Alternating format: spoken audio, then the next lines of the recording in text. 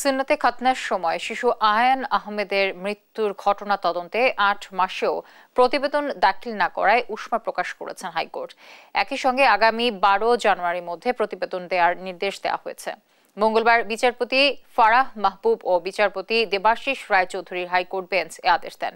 এর আগে গেল ২৯ জানুয়ারি স্বাস্থ্য অধিদপ্তরের তদন্ত কমিটির রিপোর্টকে লোক দেখানো হাস্যকর বলে মন্তব্য করেছিলেন হাইকোর্ট।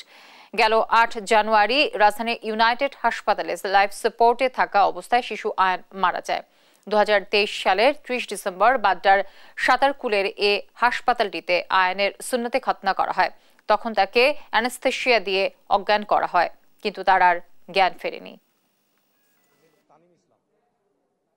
অনারেবল হাইকোর্ট ডিভিশন এই বিষয়টিকে খুবই গুরুত্বের সাথে নিয়েছেন এবং যেহেতু এটি খুবই গুরুত্বপূর্ণ বিষয় এবং তিনি লর্ডশিপ বলেছেন যে এই মামলাটি সুচারুরূপে পরিচালনার জন্য আমাদের প্রয়োজন এই তদন্ত কমিটির সেই রিপোর্টটি।